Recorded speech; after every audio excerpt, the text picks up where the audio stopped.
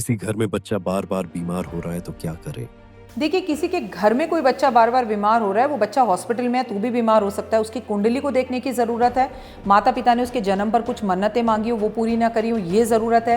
क्या उसके साथ कोई नेगेटिव एनर्जीज तो नहीं है, ये देखने की ज़रूरत है। क्या उसके साथ कोई तांत्रिक विद्याएं तो करने की कोशिश नहीं कर रहा, ये देखने की ज़रूरत है। उसका उपचार ये है कि उसके माता पिता सबसे पहले उसकी कुंडली दिखाएं और कुंडली दिखाकर जानने की कोशिश करें कि आखिर हमारे बच्चे के साथ परेशानी हो क्या रही है। उपचार तभी पता चलेगा। कपल के बीच प्यार कैसे बढ़े? मनोवैज्ञानिक सलाह पहले दूंगी। पहले तो एक दूसरे की इज्जत कीजिए, एक दूसरे का मान सम्मान कीजिए और एक दूसरे को कॉम्प्लीमेंट दीजिए। दूसरा, आप लोगों का लव लाइफ बहुत अच्छी रहे।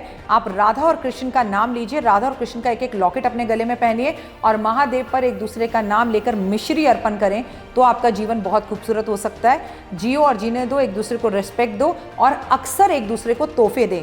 ये एक मनोवैज्ञानिक उपाय नहीं है, यकीन मानिए। ज्योतिष में तोहफे देने से आप लोगों का शुक्र अच्छा होता है। शुक्र अच्छे होते ही आपकी लव लाइफ, मैरिड लाइफ अच्छी होने लगती है। किसी की सेक्स लाइफ डिस्टर्ब हो तो क्या करें? देखिए, इसके पीछे वास्तु का भी असर होता है और ग्रह नक्षत्रों का भी असर होता है, नो डाउट। इसी के लिए आप दोनों कपल्स को अपनी कुंडली ज़रूर दिखानी चाहिए। इसलिए तो हम शादी से पहले कुंडली मिलवाते हैं कि हम देख सकें कि आपकी married life, personal life, professional life और बेड लाइफ कैसे चलेगी। आप दोनों की जब कुंडली देखी जाएगी, लड़का और लड़की की, उसमें जो भी कमी होगी, शुक्र के साथ राहु तो नहीं बैठा, लड़के का इंटरेस्ट कहीं लड़कियों में की जगह पर लड़कों में तो नहीं है, कहीं लड़की का इंटरेस्ट लड़कियों में तो नहीं है, कहीं उनका शुक्र कम डिग्री का तो नहीं है, तो हीरा पहनाकर, ओपल पहनाकर ये सब उपाय किए जा सकते हैं। अकाल मृत्यु से कैसे बचें? इस दुनिया के अंदर जिस भी चीज़ का नाम है वो सब चीज़ होती हैं। जी हाँ, अकाल मृत्यु नाम की चीज़ होती है।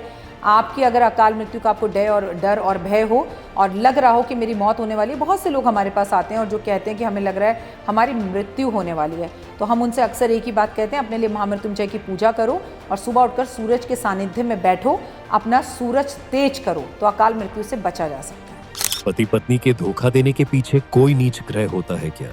बिल्कुल, चंद्रमा इसके लिए खास, शुक्र इसके लिए खास जिम्मेदार है।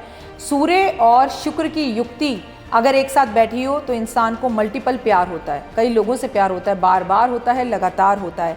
इसकी रेमेडी करके इस चीज़ को रोका जा सकता है। इसीलिए आपसे सलाह है कि शादी जब भी करें कुंडली मिलाकर करें और अगर आपका पार्टनर आपको अभी भी धोखा दे रहा है तो आप उसे प्यार से वापस लेके आ सकते हैं, घर के घरेलू उपायों से वापस लेके आ सकते हैं, बशर्ते आप में थोड़ा सा पेशेंस होना चाहिए। राहुल और प्रियंका में किसका सितारा ज्यादा बुलंद होगा? देखिए, राहुल और प्रियंका दोनों ही ज़्यादा सक्सेस होते हुए दिखाई दे रहे हैं और सालों के कंपैरेटिव कांग्रेस का ग्राफ अच्छा होता हुआ दिखेगा। कांग्रेस को जो लोग छोड़कर गए हैं वो वापस आते हुए दिखाई देंगे। दोनों भाई बहनों की जोड़ी बहुत अच्छी रहेगी, लेकिन दोनों की मदर की तबीयत मुझे इस वर्ष भी अच्छी नहीं दिखाई देगी। भैरव बाबा माँ दुर्गा की पूजा करते हैं, उन्हें वरदान मिला है, शराब तो वो भी पीते हैं, है ना। वो सुबह पूजा करते हैं, शाम को पीते हैं, तो क्या माँ ने उन्हें पूजा का स्थान नहीं दिया? अपने से ऊंचा स्थान वैष्णो देवी में दिया है और ये कहा मेरे दर्शन के बाद जो तेरे दर्शन नहीं करेगा तो उसे कभी भक्ति का फल नहीं मिलेगा। अगर देवी खुद ऐसा कह रही है तो शराब गलत कहाँ से हुई? मैं और आप क्या चाहते हैं कि हम अपने प्रोफेशन के अंदर ध्वज गाड़ दें, मतलब जीवन में आगे बढ़ जाएं। तो क्या करें, आप झंडे जो हैं वो ज़रूर लगाएं, ठीक है, और नदी के किनारे पर झंडे लगाएं और वहाँ से आते वक्त जल लेकर आएँ और वहाँ से आते वक्त नदी के किनारे पर से एक पवित्र पत्थर अगर आपको कोई मिल जाए तो वो भी उठाकर अपने पास ज़रूर लेकर आएँ और उसे अपने घर के मुख्य दरवाजे पर रखें, ताकि आपके घर की सुरक्षा हमेशा होती रहे।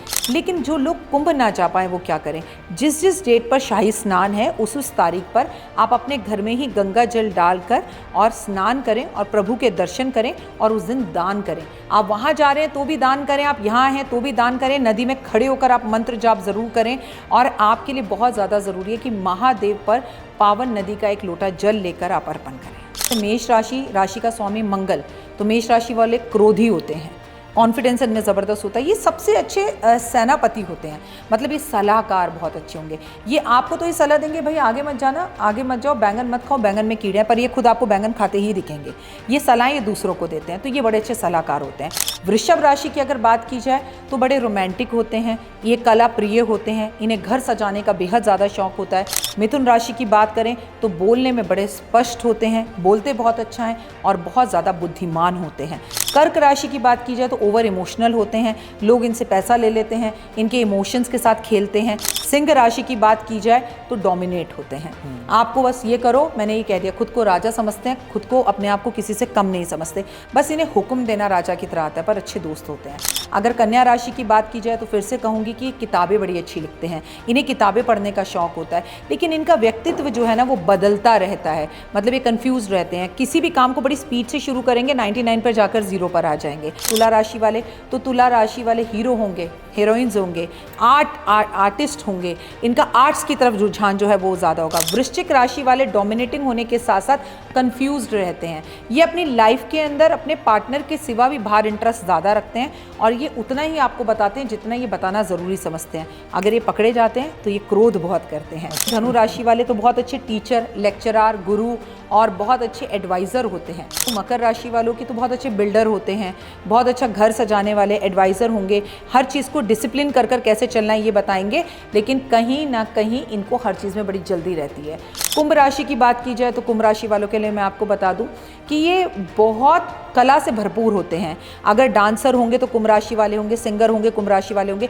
ये मल्टीपल टास्क होते हैं, इन्हें सारे काम आते हैं, लेकिन इनके अंदर मैं होती है कि ये मैं ही कर सकता हूँ, ठीक है, और मेरे सिवा कोई नहीं कर सकता। मीन राशि की अगर बात की जाए तो ये एक कछुए की तरह होते हैं। इन्हें क्या है, ये कंफर्ट जोन से बाहर नहीं निकलना चाहते। उन्हें यहाँ बिठा दो, हाँ मैं ठीक हूँ, खाना यहीं मंगा दो, बाहर जाकर क्या करना।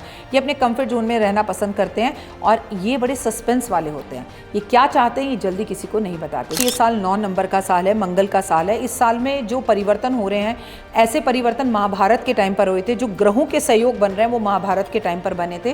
तो युद्ध की स्थितियां तो पूरे विश्व में रहेंगी। इस साल देव गुरु बृहस्पति अपना राशि परिवर्तन 3 बार कर रहे हैं। राहु और केतु 18 महीने में अपना राशि परिवर्तन करते हैं, वो इस साल कर रहे हैं। शनि देव अपना राशि परिवर्तन अपनी फेवरेट राशि कुंभ राशि में से निकलकर वो भी मीन राशि में प्रवेश कर रहे हैं। तो ये बड़े 3 खास घटनाएं हैं जो इस वर्ष होने वाली हैं। तो मैं आपको बता दूं, मकर, कुंभ और मीन राशि और मेष राशि को संभल के रखना है, लेकिन जो मकर राशि है उनकी शनि की सारस्वती मार्च में ख़त्म हो रही है, तो उसके बाद वो बिल्कुल फ्री हैं, उन्हें डरने की ज़रूरत नहीं है। लेकिन वहीं से कुंभ, मीन और मेष राशि वालों के ऊपर शनि की सारस्वती चल रही है, तो इन 3 राशियों को बहुत संभल कर चलना है। उनका जग में अपमान हो सकता है, उनको कोई धोखा हो सकता है और तकलीफ हो सकती है। नमस्कार, वन ऑन वन पॉडकास्ट के एक और एपिसोड में आप सबका स्वागत है। आज की जो हमारी गेस्ट हैं वो एक बहुत ही मल्टी टैलेंटेड लेडी हैं, जो एक ऑथर हैं, एक न्यूमरोलॉजिस्ट हैं, एक एस्ट्रोलॉजर हैं, यूट्यूबर हैं, वास्तु एक्सपर्ट हैं। इन्होंने अपने ज्ञान से बहुत सारे लोगों की प्रॉब्लम्स को सॉल्व किया है, लोगों को अपने लक्ष्य की तरफ बढ़ने में उनको मार्ग दिखाया है, ताकि वो अपने प्रॉब्लम से उभर सकें और अपने लक्ष्य तक पहुंच सकें। आइए मिलते हैं डॉक्टर वाई राखी जी से। मैम बहुत बहुत स्वागत है आपका हमारे चैनल में। बहुत बहुत शुक्रिया। जैसे कि आप जानते हैं, नया साल शुरू हो चुका है। इस साल सबसे ज़्यादा चर्चा है महाकुंभ की। जी, महाकुंभ के बारे में मैं आपसे जानना चाहूँगा, हमारे ऑडियंस जानना चाहेंगे, महाकुंभ की क्या महत्व है, लोगों को क्या करना चाहिए वहाँ जाके, किन चीज़ों से बच के रहें। देखिए, क्योंकि ये साल मंगल का है, पहले तो आपके सभी देखने वाले दर्शकों को मैं बोल दूं कि कुंभ की बहुत बहुत शुभकामनाएं आपको, मुझको, सबको। कुंभ बहुत अच्छी चीज़ होती है। और देखिए, ऐसा तो नहीं है कि अमृत कलश से जो इन 4 जगहों पे अमृत गिरा तो अगर इस शाही स्नान पे हम स्नान कर लेंगे तो आप और मैं अमर हो जाएंगे, नहीं, ऐसा नहीं है।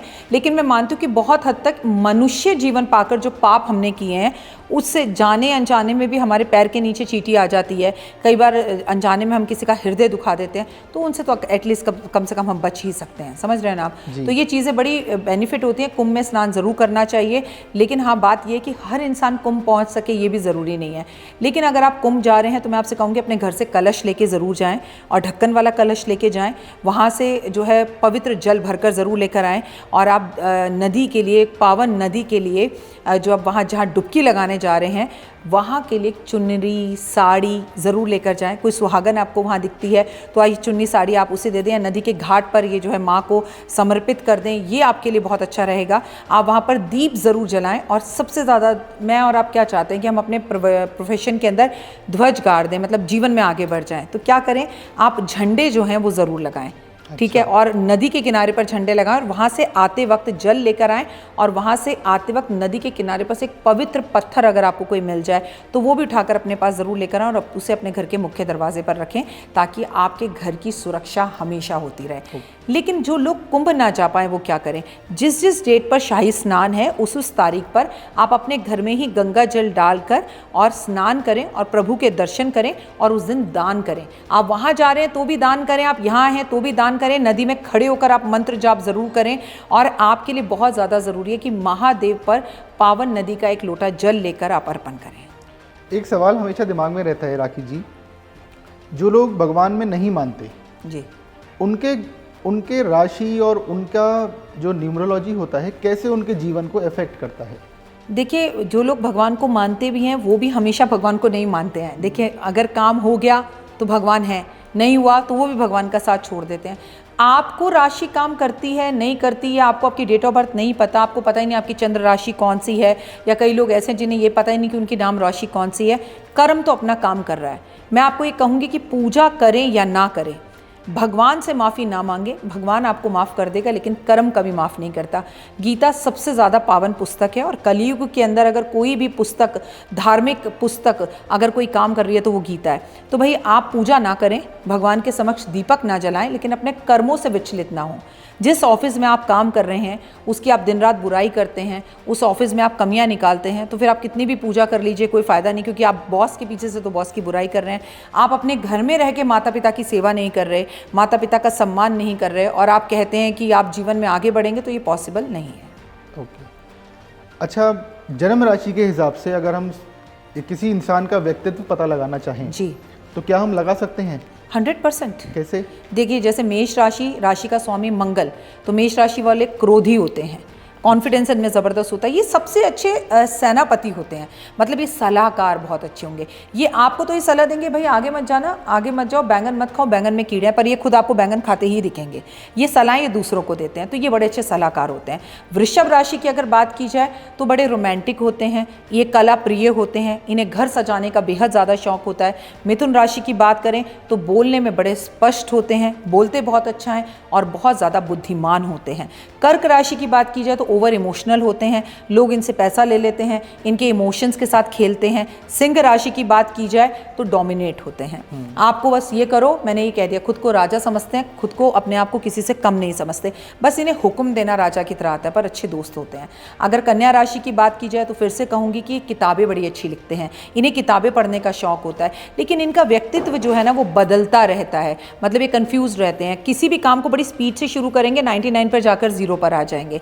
आगे बढ़े तुला राशि वाले, तो तुला राशि वाले हीरो होंगे, हीरोइंस होंगे, आर्टिस्ट होंगे, इनका आर्ट्स की तरफ रुझान जो है वो ज़्यादा होगा। वृश्चिक राशि वाले डोमिनेटिंग होने के साथ साथ कंफ्यूज्ड रहते हैं, ये अपनी लाइफ के अंदर अपने पार्टनर के सिवा भी बाहर इंटरेस्ट ज़्यादा रखते हैं, और ये उतना ही आपको बताते हैं जितना ये बताना ज़रूरी समझते हैं। अगर ये पकड़े जाते हैं तो ये क्रोध बहुत करते हैं। अच्छा। आगे बढ़े धनु राशि वाले, तो बहुत अच्छे टीचर, लेक्चरार, गुरु और बहुत अच्छे एडवाइज़र होते हैं।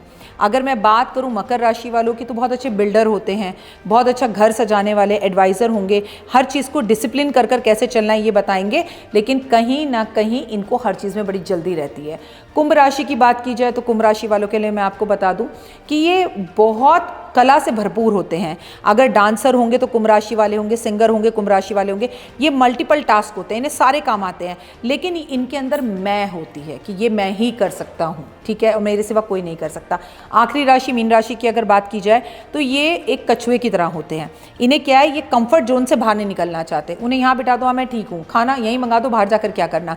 ये अपने कंफर्ट जोन में रहना पसंद करते हैं, और ये बड़े सस्पेंस वाले होते हैं। ये क्या चाहते हैं ये जल्दी किसी को नहीं बताते। तो देखिए, मैंने आपको 12 राशियों के कैसे उनके नेचर के बारे में बता दिया। आपने बहुत ही जल्दी और बहुत ही क्रिस्प तरह से बता दिया कि कैसा व्यक्तित्व होता है। मैम, अब एक बहुत ही फेमस क्वेश्चन इस साल का, किन किन राशियों के लिए ये साल अच्छा रहने वाला है, किन किन राशियों को बच के रहना चाहिए, डर के रहना चाहिए? देखिए, इस साल की पहले आपको थोड़ी सी बात बता दूं कि ये साल 9 नंबर का साल है, मंगल का साल है। इस साल में जो परिवर्तन हो रहे हैं, ऐसे परिवर्तन महाभारत के टाइम पर हुए थे। जो ग्रहों के सहयोग बन रहे हैं वो महाभारत के टाइम पर बने थे। तो युद्ध की स्थितियां तो पूरे विश्व में रहेंगी। इस साल देव गुरु बृहस्पति अपना राशि परिवर्तन 3 बार कर रहे हैं। राहु और केतु 18 महीने में अपना राशि परिवर्तन करते हैं, वो इस साल कर रहे हैं। शनि देव अपना राशि परिवर्तन अपनी फेवरेट राशि कुंभ राशि में से निकलकर वो भी मीन राशि में प्रवेश कर रहे हैं। तो ये बड़े 3 खास घटनाएं हैं जो इस वर्ष होने वाली हैं। तो मैं आपको बता दूं, मकर, कुंभ और मीन राशि और मेष राशि को संभल के रखना है। लेकिन जो मकर राशि है उनकी शनि की सारस्वती मार्च में खत्म हो रही है, तो उसके बाद वो बिल्कुल फ्री हैं, उन्हें डरने की जरूरत नहीं है। लेकिन वहीं से कुंभ, मीन और मेष राशि वालों के ऊपर शनि की सारस्वती चल रही है। तो इन 3 राशियों को बहुत संभल कर चलना है। उनका जग में अपमान हो सकता है, उनको कोई धोखा हो सकता है और तकलीफ हो सकती है। वहीं पर अगर हम बात करें आपके लिए सबसे बेहतरीन साल ये किसका रहने वाला है, तो नंबर 2 वृषभ राशि, जिस राशि का स्वामी शुक्र है, और आगे तुला राशि जिसकी राशि का स्वामी शुक्र है, और सिंह राशि के लिए ये साल बहुत अच्छा रहने वाला है। उसके बाद ओके रहने वाला है मकर राशि के लिए। हाँ, क्योंकि शनि की सारस्वती खत्म हो रही है तो अच्छा रहेगा, लेकिन ऐसा नहीं है कि तुरंत अच्छा रहेगा। तुरंत अच्छा नहीं रहेगा, तुरंत में परेशानियों का सामना करना पड़ेगा। बताइए कैसे? यही बात हम करें अगर नंबर के बारे में, जी, डेट ऑफ बर्थ के बारे में, तो डेट ऑफ बर्थ के हिसाब से कौन कौन से नंबर हैं जो बहुत अच्छे रहेंगे इस साल और कौन से नंबर हैं जो कि थोड़े दबे हुए रहेंगे? क्योंकि न्यूमरोलॉजी के हिसाब से हम 9 नंबर की बात करें तो 2025 का नंबर 9 बनता है, तो एक्चुअली 9 नंबर अच्छा रहेगा। ठीक है, तो ये साल 9 नंबर वालों के लिए, 1 नंबर वालों के लिए, 3 नंबर वालों के लिए बहुत अच्छा रहेगा। लेकिन अगर मैं आपसे बात करूं तो मैं आपसे फिर ये कहती हूँ कि 9 नंबर पे तो लाखों लोग पैदा हुए होंगे तो सबका थोड़ी अच्छा रहेगा। 1 नंबर पे लाखों करोड़ों लोग पैदा हुए होंगे तो सबका अच्छा थोड़ी रहेगा। तो फिर घूम फिर कर बात आती है जस्ट बिलीव इन कर्मा। आपके कर्म अच्छे हैं तो साल अच्छा है, कर्म अच्छे नहीं है तो साल अच्छा नहीं है। आप 12-12 बजे सोकर उठ रहे हो और फिर सोच रहे हो कि मेरे साथ कुछ चमत्कार हो जाए, मेरी लाइफ में कोई चेंज हो जाए, तो ऐसा नहीं होता। कर्म अच्छे करेंगे तो 1 से लेकर 9 तक सबके लिए अच्छा है। मेष राशि से मीन राशि सबके लिए अच्छा है। अगर मैं कहूँ वृषभ राशि और तुला राशि के लिए अच्छा है, लेकिन आपकी बॉस के साथ लड़ाई हो रही है, पत्नी के साथ झगड़ा हो रहा है, आप ओवर कॉन्फिडेंस में हैं, समय अच्छा है तो आपको आलस आ रहा है, समय अच्छा है तो आप में मैं की भावना आ गई, तो मैं तो दोस्त जब रावण में रहा था तो उसे भी बर्बाद कर गया था, तो फिर अच्छा कहाँ से है? बिल्कुल। अच्छा मैम, मेरे एक बड़े क्लोज फ्रेंड हैं, उनको गुस्सा बड़ा आता है जी। मैं ये समझना चाहता हूँ कि जो ये गुस्सा किसी भी व्यक्ति को आता है, क्या ये हमारी राशियों से प्रभावित होता है? इसके लिए उपाय क्या कर सकते हैं कोई? देखिए, आपकी कुंडली से सब कुछ प्रभावित होता है, तभी लड़का और लड़की की जब शादी होती है तो कुंडली मिलाई जाती है कि दोनों क्रोधी तो नहीं है, दोनों की राशि तो सेम नहीं है, दोनों का गोत्र तो सेम नहीं है, दोनों का नक्षत्र तो सेम नहीं है। हाँ जी, ये आपके ग्रहों से जुड़ा होता है। जिसकी कुंडली में भी मंगल शनि की युक्ति बनी हो उसे अग्नि दोष कहते हैं।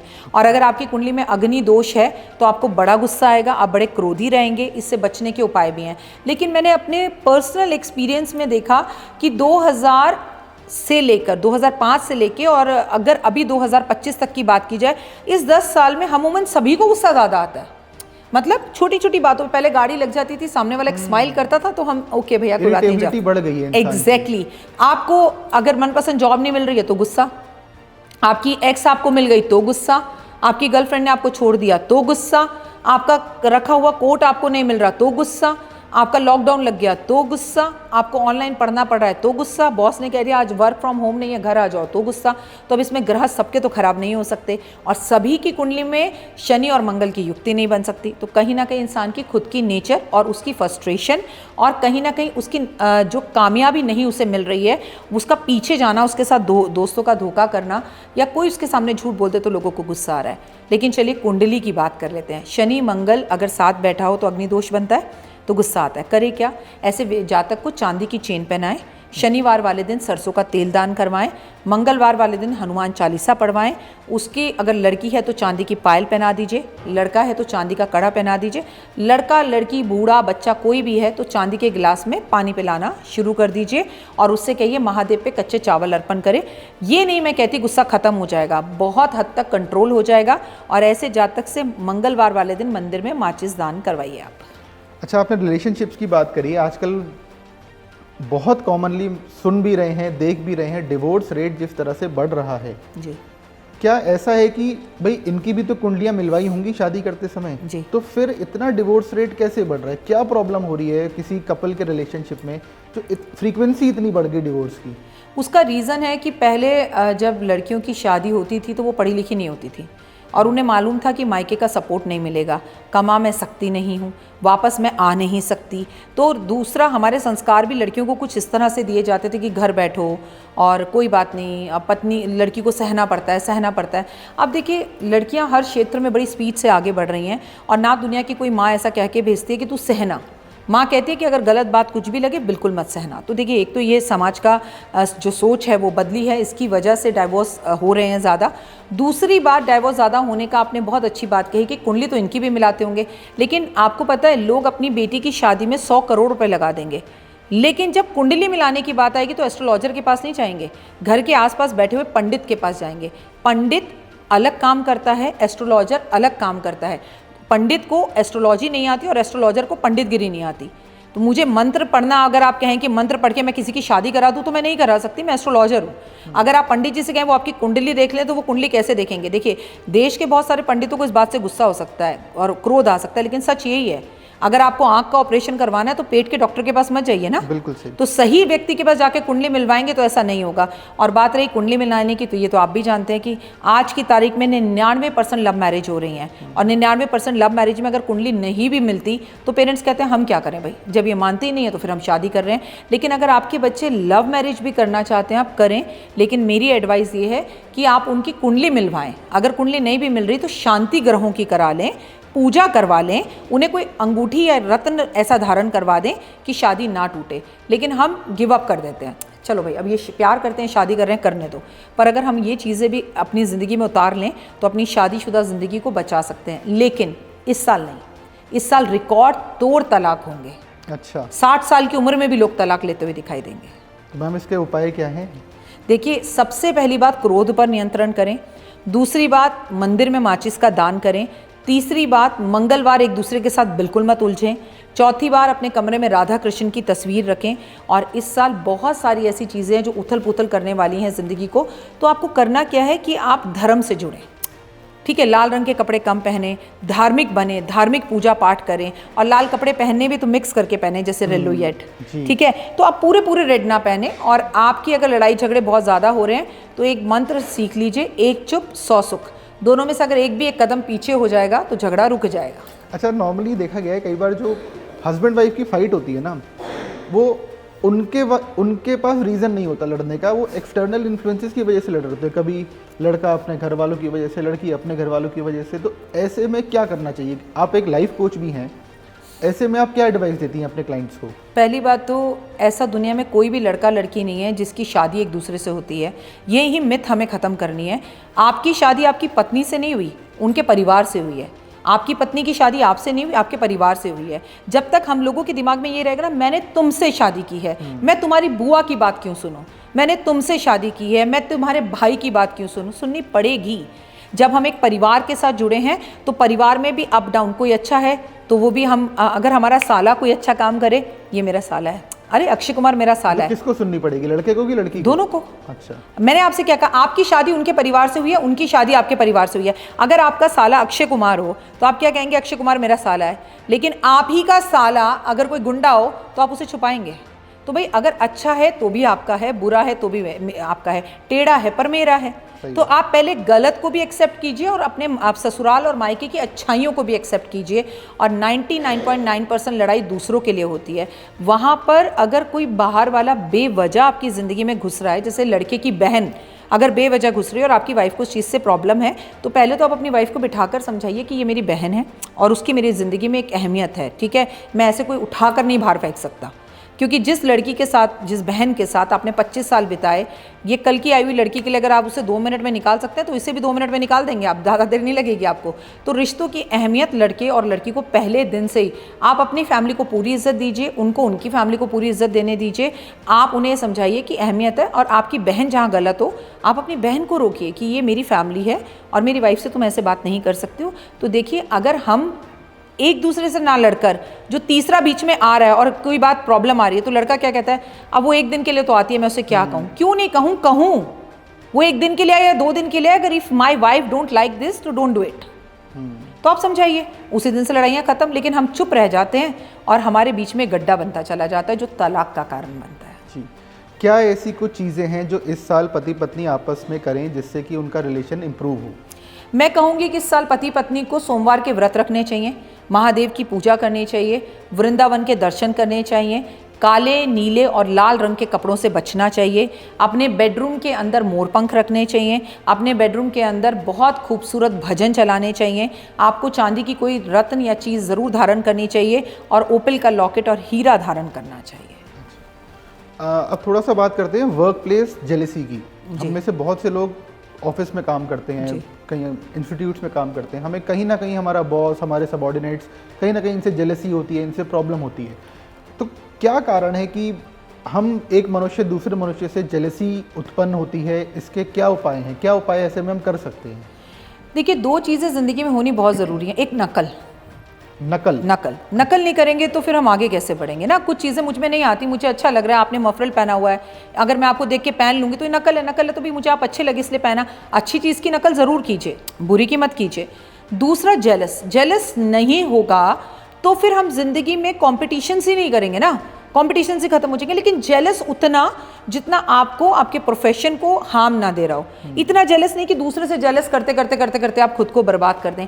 आप उस जेलस को पॉजिटिव वे में ले सकते हैं। जैसे आपको लग रहा है कि आपके बॉस उसकी तारीफ ज़्यादा कर रहे हैं तो उस बंदे को समझिए उसमें ऐसा क्या है जो मुझ में नहीं है। आप उसकी प्लस खूबियाँ और अपनी कमियों को लिखना शुरू कीजिए और उसके जैसा बनने की कोशिश कीजिए। लेकिन हम ऐसा करते कब हैं? हम तो उसी की बुराई बॉस को करना शुरू कर देते हैं और बॉस आप उसकी तारीफ करें, आपको पता है वो आपके पीछे से क्या बोल रहा था, कान भरना शुरू कर देते हैं। तो it is called Karma returns. आज आप उसकी जगह थोड़ी देर के लिए तो ले लेंगे, लेकिन आपकी जगह लेने वाला भी बहुत जल्द आने वाला है। तो वो जो जेलस है ना, उसे आप समझिए कि प्रभु से कहिए कि प्रभु, अरे वाह, तुम नई गाड़ी लेकर आए हो, भगवान मुझे भी ऐसे छप्पर फाड़ के दे, मैं भी ऐसी गाड़ी लाऊं। लेकिन हम कहते हैं अरे कहाँ से लाया, इसके पास बड़ा पैसा आ रहा है, कमाते तो हम भी इतना है। हम नेगेटिव देखना शुरू कर देते हैं और बोलना शुरू कर देते हैं। आप अपने दोस्त की, अपने कुलीग्स की चीज़ों में खुश होना शुरू करिए और जेलस मत होइए, तो आपको भी लाभ मिलेगा। लेकिन ऐसा 90% लोग नहीं कर पाते, और नहीं कर पाते तो सामने वाले का क्या बिगाड़ लेते हैं। मुकद्दर तो किसी का खींचा नहीं जा सकता। और किसी भी इंसान के पास जब आप पैसा या तरक्की आते हुए देखते हैं या आपका पॉडकास्ट बहुत ज़्यादा रन, तो उसके पीछे की मेहनत भी होती है। बिना मेहनत के कभी किसी को कुछ नहीं मिलता। आप लोग कहते हैं 1000 करोड़ शाहरुख खान की पिक्चर ने कमाए, तो शाहरुख खान की मेहनत भी तो देखिए, बिल्कुल शाहरुख खान का डेडिकेशन भी तो देखिए कि वो ये कहते हैं मैं चंद 3 से 4 घंटे सोता हूँ और आराम सब बेकार की बातें। I hate to go gym, लेकिन फिर भी मैं जिम जाता हूँ। तो आप जब मेहनत देखेंगे तो आपको समझ में आएगा कि आपकी मेहनत, और आपको जेलस करना है ना दूसरे की मेहनत से करो कि मैं क्यों नहीं कर पा रहा। कंपटीशन करना है उसकी मेहनत से करो, उसके स्टाइल से करो, उसकी बातों से करो, उसके सक्सेस से करो। कंपटीशन करना है तो किसी की भक्ति से करो कि ये कैसे उठकर सुबह पूजा कर रहा है, मैं भी करूँगा। तो वो कॉम्पिटिशन्स अच्छे हैं ना। गलत चीज़ों में कंपटीशन करोगे तो उसका तो कुछ बिगाड़ नहीं पाओगे, पर अपना जो है, वो कहते हैं ना, तेरा कुछ जाना नहीं, मेरा कुछ रहना नहीं, वो वाली बात है। बिल्कुल। अब अगली फीलिंग आती है, चलिए जेलसी पे बात हमने करी, नेक्स्ट कन्वर्ट होती है ये धोखे की भावना में जी। चाहे वो पति पत्नी हो, चाहे वो कलीग हो। अब ये कौन सा ऐसा नेचर है या कौन सी ऐसी राशि है जो किसी इंसान को किसी को धोखा देने के लिए उत्साहित कर देती है? देखिए, कोई भी ऐसी राशि नहीं है जो धोखा नहीं देती होगी, या कोई भी ऐसी राशि नहीं है जो ईमानदार नहीं होती। किसी एक राशि पर हस्तक्षेप तो नहीं किया जा सकता, ग्रहों पर किया जा सकता है। एक मैं मानती हूँ कि ग्रहों से भी बड़े आपके संस्कार होते हैं। क्या जिन लोगों को अपनी डेट ऑफ बर्थ नहीं पता होती, या पुराने ज़माने में बच्चे घर में पैदा होते थे, माता पिता को डेट ऑफ बर्थ नहीं पता होती थी, तो क्या वो लोग धोखा नहीं देते थे? क्या हमारी पुरानी पिक्चरों में प्राण और बड़े बड़े विलन नहीं होते थे? या अभी है क्या रावण नहीं था, दूसरे की बीवी को उठाकर ले गया था, इतना महाज्ञानी था? ठीक है, तो देखिए ये आपके संस्कार भी होते हैं, और कई लोगों को धोखा देने में ही मज़ा आता है। और लेकिन मैं आप कलयुग की एक खास बात बता दूं, आप 1 रुपया देंगे आपको 10 रुपया मिलेगा, आप एक बार धोखा देंगे आपको 10 बार मिलेगा। कई बार आपकी ज़िंदगी में ऐसे लोग आएंगे जो आपको कहेंगे कि हमने तो अपनी ज़िंदगी में जाने में कभी किसी को धोखा नहीं दिया, पर हमें सब धोखा देते हैं। तो भाई ये तो आपके कर्माज ही हैं, जो आप पिछले 100 वर्ष में या पिछले जन्म में किसी को धोखा देकर आए हो और इस जन्म में आपको धोखा मिल रहा है। समझ रहे हैं आप मेरी बात? तो ये चीज़ें तो फिर होंगी, कहीं ना कहीं आपके ऊपर इफेक्ट डालेंगी और आप पर इसका असर होगा ही होगा। अच्छा, जिन हस्बैंड वाइफ में किसी का एक्स्ट्रा मैरिटल अफेयर होता है लोग उसको भी जस्टिफाई करते हैं कि आपके हिसाब से ये एक्स्ट्रा मैरिटल अफेयर होना ठीक है? देखिए, मेरे हिसाब से एक्स्ट्रा मैरिटल अफेयर होना ठीक है। इस मामले में बोलने वाली मैं होती कौन हूँ, ठीक है। ये हर इंसान की एक अपनी पर्सनल लाइफ और फिर पर्सनल सोच है। नॉर्मली अमूमन जब इंसान काम करने जाता है, तो मैं आपको बताऊं, धर्मेंद्र जी का बहुत साल पहले जब मैं बहुत छोटी थी तो मैंने इंटरव्यू देखा था और उनसे पूछा गया, देखिए जब मैं और आप करें तो गलत, और बड़े सेलिब्रिटीज़ करें तो स्टाइल, उनका जिसे कहते हैं स्वैग, ऐसा क्यों, है ना, स्टेटस सिंबल। अब धर्मेंद्र जी जब पहले से शादीशुदा थे तो उनका हेमा मालिनी से अफेयर क्यों चला? तो उस पर धर्मेंद्र जी ने एक बात कही जो आज के सभी बच्चों पर लागू करती हूँ मैं, कि भाई आप ऑफिस जा रहे हो, उस बंदी से रोज मिल रहे हो, एक साथ 8-8 पिक्चरों में काम कर रहे हो और 8-8 बार आई लव यू बोल रहे हो, 8-8 बार रोमांटिक सीन कर रहे हो, आप कश्मीर में हो, आप स्विट्जरलैंड में हो, फॉरेन में हो, आप अकेले हो, बगल वाले कमरे में वो है, तो नेचर आप उसके साथ खाना खा रहे हो, उठ रहे हो, तो प्यार हो जाता है, ठीक है। तो वही सब चीज़ें पहले उनके साथ होती थी, अब हर किसी के साथ है। आप अपने ऑफिस कुलीग्स के साथ 6-6 दिन के टूर पर जा रहे हो, एक बस में सफ़र कर रहे हो, आपको वो नेचर में केयरिंग या लविंग दिख रहे हैं, तो फिर हो जाता है। हालांकि ये 100% धर्मेंद्र जी करें या अरमान मलिक करें, जो गलत है वो गलत है, लेकिन इसके बावजूद इस पर टिप्पणी देने वाले हम में से कोई भी नहीं होते। इंसान जो भी चीज़ें करता है, अगर स्कूल कॉलेज में अफेयर चल रहा हो तो नादानी कहलाई जा सकती है, लेकिन जब आपका अफेयर शादी के बाद चल रहा हो तो ये तो सोच समझ कर की गई चीज़ है, इसमें कोई एक्सक्यूज़ फिर चलता नहीं है। बिल्कुल। वो लोग जो अपने माता पिता की सेवा नहीं करते जी, वो कैसे अपने ग्रह दशा खुद बिगाड़ लेते हैं? जो लोग अपने माता पिता की सेवा नहीं करते उनके तो ग्रह ही नहीं होते। उससे ज़्यादा बदकिस्मत इस दुनिया में कोई नहीं होता, क्योंकि धरती पे रूप माता पिता का उस विधाता की पहचान है। ये तो सच है कि भगवान है, लेकिन भगवान हर जगह नहीं रह सकता था, तो उसने अपने माता पिता को रखा। यकीन मानिए, आपको किसी मंदिर, गुरुद्वारे, मस्जिद, चर्च जाने की ज़रूरत नहीं है। अगर आपके माता पिता की आप सेवा करते हो, एक समय का भोजन करते हो, उनके पैर दबाते हो, और आपकी कितने भी खराब ग्रह दशाएं हों, पिछले 100 जन्मों में आप बहुत पाप कर आए हो, तो भी आपको सारे पाप माफ़ हैं। ऐसे भक्त के पास भगवान खुद चल कर आते हैं। लेकिन आप अगर ये सोचें कि आप रोज़ मंदिर जाकर शिवलिंग पर जल चढ़ा रहे हो, नवरात्रों में माता के भंडारे कर रहे हो, और घर आने के बाद आप माता पिता से गलत भाषा में बात करते हो, ऊंची आवाज़ में बात करते हो, माँ का चश्मा टूटा हुआ है, और बाहर जाकर आप 10 किलो देसी घी दे के आते हो, तो इट इज़ वेस्ट। और अगर कोई आदमी इस लालच में माता पिता की सेवा करे कि मुझे बहुत कुछ मिलेगा, क्या वो सही है? देखिए, अगर वो लालच में भी सेवा करे, पर वो सेवा करे, क्योंकि सेवा का तो मेवा ज़रूर मिलता है, लेकिन आप किसी भी तरह से करें, उनका अपमान ना करें। आप मीठे 2 प्यार के बोल नहीं बोल सकते, तो आप कम से कम कड़वा ना बोलें। पुष्प नहीं बन सकते तो तुम कांटे बनकर मत रहना, भला किसी का कर ना सको तो बुरा किसी का मत करना। क्या बात।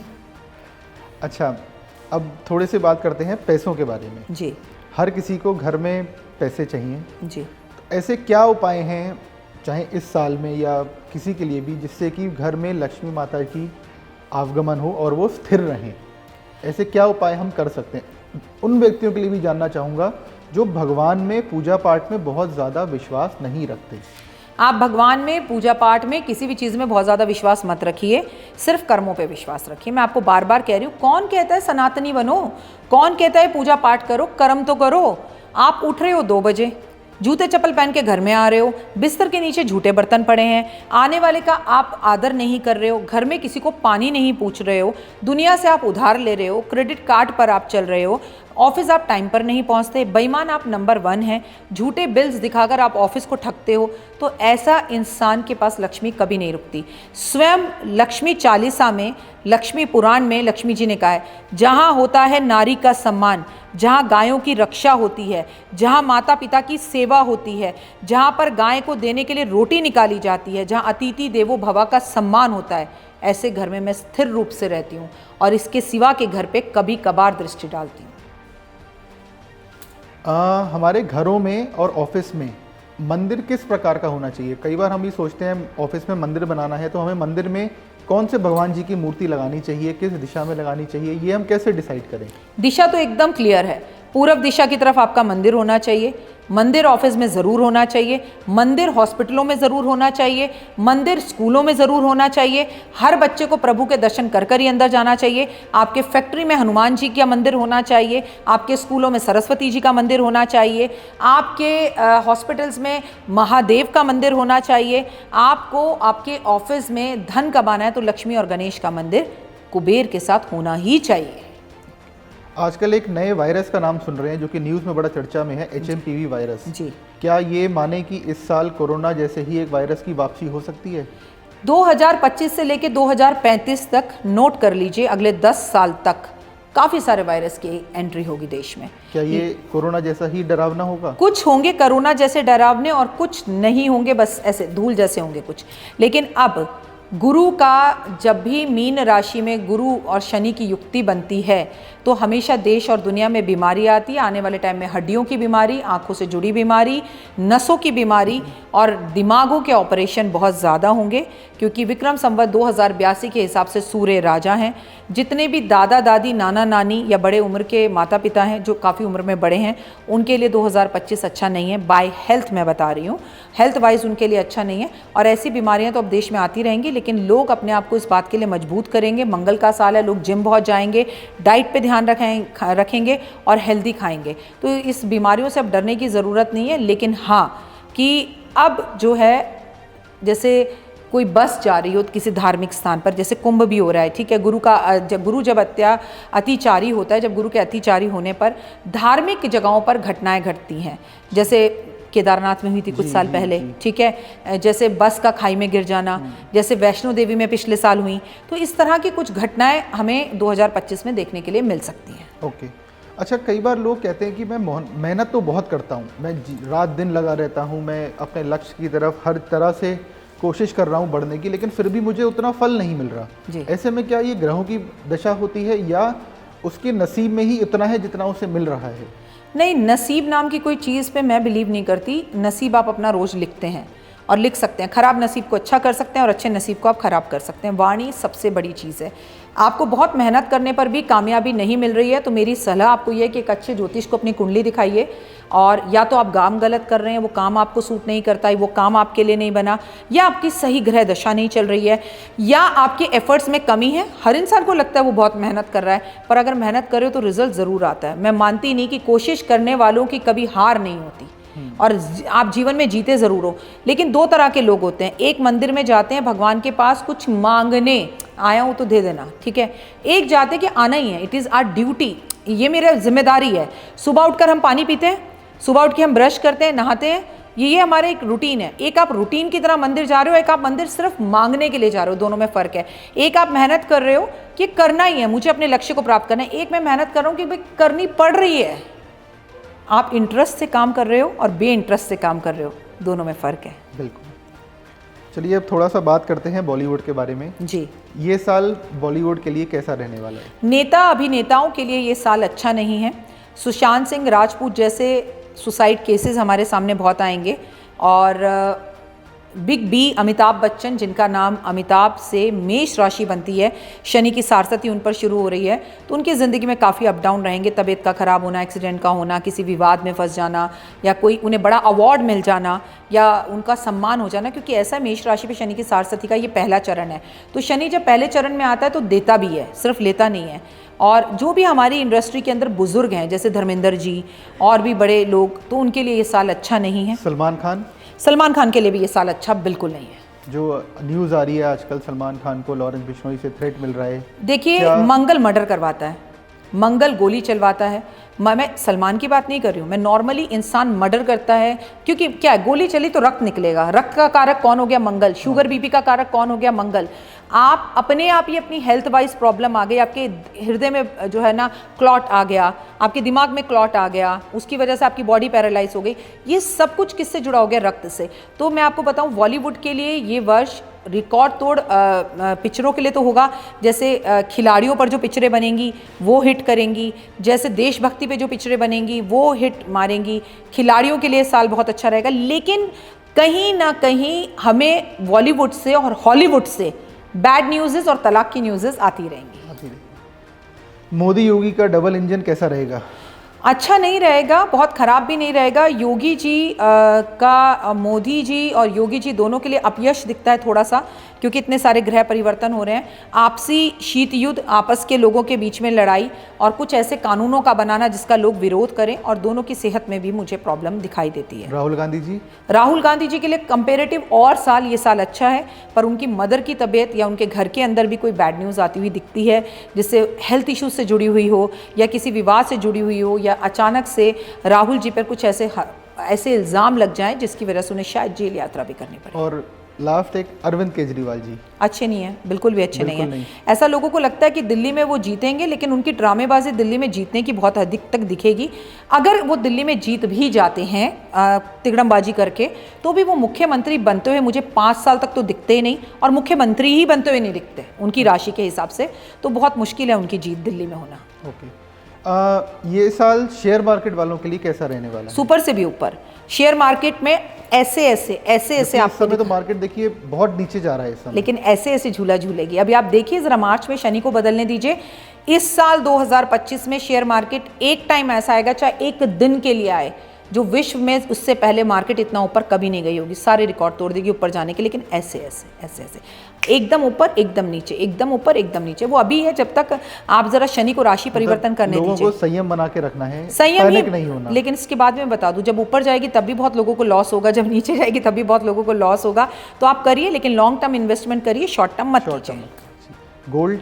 गोल्ड अच्छा जाएगा। 2026 तक ही 1.5 लाख पहुंच जाएगा सोना। इसी साल 1.25 लाख जाने के पूरे चांसेस हैं, दिवाली तक तो जी, 2026 तक। अच्छा मैम, एक बड़ा क्वेश्चन माइंड में हमेशा रहता है जब हम बात करते हैं एस्ट्रोलॉजी और न्यूमरोलॉजी की जी। अगर हमें किसी का बारे में जानना हो, अगर मुझे अपने बारे में जानना हो, तो मैं किस पे ज़्यादा विश्वास करूं, न्यूमरोलॉजी पे या एस्ट्रोलॉजी पे, या ये दोनों साइनर्जी में काम करते हैं? देखिए, अगर आप न्यूमरोलॉजिस्ट के पास जाएंगे तो वो कहेगा मुझ पे विश्वास करो, एस्ट्रोलॉजर के पास जाएंगे वो कहेगा मुझ पे विश्वास करो, टैरो कार्ड रीडर कहेगा मुझ पे विश्वास करो। तो ये आप पर ही छोड़ देते हैं ना। आपको जिस चीज़ में इंटरेस्ट है और जो एनर्जीज आपको अपनी ओर खींचती हैं, आप उस पर विश्वास करिए। मानो तो मैं गंगा माँ हूँ, ना मानो तो बहता पानी। ये डिपेंड आपके ऊपर है। मानने वाले को जिस पर विश्वास हो उसी विद्या के पास जाना चाहिए। ये तीनों अपने आप से कहीं से भी अलग नहीं हैं, तीनों को मिलाकर एस्ट्रोलॉजी बनती है। वास्तु घर का कितना इम्पोर्टेंट है? क्या वास्तव में ऐसा होता है कि वास्तु अगर घर का बिगड़ा हुआ हो तो अप्रिय घटनाएं होने लगती हैं? वास्तु घर का बहुत मैटर करता है, लेकिन प्रिय और अप्रिय घटना आपके कर्मों से होती हैं।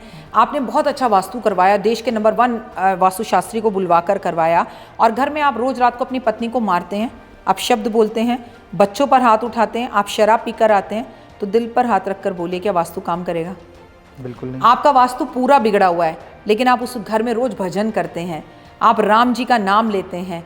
सीता जी तो किसी वास्तु में नहीं थी, 14 वर्ष अशोक के पेड़ के नीचे बैठी रहीं, और वो जगह भी मंदिर के बराबर हो गई। आज भी अपना शोक जिस पेड़ के नीचे बैठ के सीता माँ ने बताया, उसे अशोक कहते हैं। वो पेड़ ही अमर हो गया। पति पत्नी में झगड़ा हो रहा हो, अशोक के पेड़ की पूजा करना शुरू कर दो, घर के आसपास अशोक के पेड़ लगा लो, लड़ाई खत्म। तो सोचिए, वहां तो कोई वास्तु नहीं था, लेकिन आपने वहां बैठकर सिर्फ राम नाम का जाप किया, और आपको रावण हाथ नहीं लगा पाया। समझ रहे हैं आप? वहां पर हनुमान पहुंचे, पूरा लंकावासी मिलकर हनुमान जी को छू नहीं पाया और उल्टा जला कर आ गए। वो हनुमान थे। लेकिन एक बात हमेशा याद रखिए, वास्तु काम करता है, लेकिन उससे बड़ा आपका कर्म काम करता है। Just believe in Karma. मेरा डॉक्टर वायरा की यूट्यूब चैनल है बिलीव इन कर्मा के नाम से, तो मैं बिलीव इन कर्मा को मानती हूँ। आपके कर्म अच्छे हैं तो आपका खराब वास्तु भी, आप सड़क पर बैठ जाइए, लैंप में बैठ के पढ़ने वाला IAS बन जाता है, और बेहतरीन आलीशान बंगले में बैठा हुआ बच्चा फेल हो जाता है। तो वास्तु कहाँ से काम करता है? कर्म काम करता है। आपने बात करी शराब की जी। जो व्यक्ति पूजा पाठ कर रहा है, सब कर रहा है, फिर भी वो शराब पी रहा है, नॉनवेज खा रहा है, क्या उससे उसको फल मिलेगा उसका? देखिए, मैं पहले भी कई पॉडकास्ट में बता चुकी हूँ, जब तक आप शराब को पी रहे हैं तब तक तो शराब ठीक है, लेकिन जब शराब आपको पीना शुरू कर दे और आपके परिवार को खाना शुरू कर दे, परिवार के बर्तन बिकवाना शुरू कर दे, तो फिर सब बेकार है। नहीं, ऐसा तो बहुत कुछ है। भैरव बाबा माँ दुर्गा की पूजा करते हैं, उन्हें वरदान मिला है, शराब तो वो भी पीते हैं, है ना। वो सुबह पूजा करते हैं, शाम को पीते हैं, तो क्या माँ ने उन्हें पूजा का स्थान नहीं दिया? अपने से ऊंचा स्थान वैष्णो देवी में दिया है, और ये कहा मेरे दर्शन के बाद जो तेरे दर्शन नहीं करेगा तो उसे कभी भक्ति का फल नहीं मिलेगा। अगर देवी खुद ऐसा कह रही है तो शराब गलत कहाँ से हुई? जी बिल्कुल। ठीक है, लेकिन शराब पीकर की कई हरकतें वो गलत है। एक क्वेश्चन मैम करेंगे, जो हमारे पर्ल्स होते हैं, रत्न, उनका कितना इंपॉर्टेंस है हमारे लाइफ में? क्योंकि कोई कहता है ये पर्ल पहन लो, ये रत्न पहन लो, कोई कहता है एथीस्ट पहनिए, कोई कहता है मोती पहनिए। क्या इन सबको पहनने से वास्तव में हमारी एनर्जीज में कुछ चेंज आता है? और इसको बताने वाला कौन होना चाहिए? कौन ऐसा पर्सन है जो हमें वास्तव में गाइड करे आपको क्या पहनना चाहिए? आपकी कुंडली से पता लगता है कि आपको क्या पहनना चाहिए। तो आप अपनी कुंडली अच्छे एस्ट्रोलॉजर को दिखाएं और फिर उन रत्नों को धारण करें। लेकिन अगर आपको उनकी आदत है कि सोमवार को एक एस्ट्रोलॉजर, ट्यूसडे को एक, मंगलवार, बुधवार, बृहस्पतिवार कपड़ों की तरह एस्ट्रोलॉजर बदल रहे हैं, तो भाई मेरे मत पहनना रत्न। हर एस्ट्रोलॉजर का एक अपना फेवरेट रत्न होता है, उसकी एनर्जीज मिली होती हैं उस पत्थर में, वो आपको पहनाता है। मैं अगर आपको ये एक फूल उठाकर दे दूं और मैं कह दूं कि ये फूल आप अपने पास प्लीज़ रख लीजिए, इट विल वर्क। एंड आपको मुझ पर ट्रस्ट है तो ये फूल भी आपकी किस्मत बदल देगा। अगर मैं इसकी सिर्फ इतनी सी पत्ती तोड़ लूं और यहां पर आपको अंगूठी बनाकर उसकी पहना दूं, एंड यू ट्रस्ट मी, तो यकीन मानिए वो भी आपके लिए काम करेगा। अगर आप अपने एस्ट्रोलॉजर पे विश्वास करते हैं तो सब चीज़ें काम करेंगी, और अगर आप नहीं करते तो यकीनन कुछ भी काम नहीं करेगा। पर पत्थर किस्मत बदलने वाले होते हैं, इट विल वर्क्स। लेकिन सस्ता रोए बार बार, महंगा रोए एक बार। ढंग का लें, पूजित, प्राण प्रतिष्ठित, अभिमंत्रित और जागृत पत्थर पहने। एक आपका पर्सनल क्वेश्चन पूछूंगा जी। डॉक्टर वाई राखी कौन है? डॉक्टर वाई राखी जो आज हैं वो इस मुकाम पे कैसे पहुंची? क्या आपके पीछे की प्रेरणा है? ये जो लोग मुझे देख रहे हैं इनकी वजह से पहुंची। और मैं एस्ट्रोलॉजी करती नहीं हूँ, एस्ट्रोलॉजी जीती हूँ।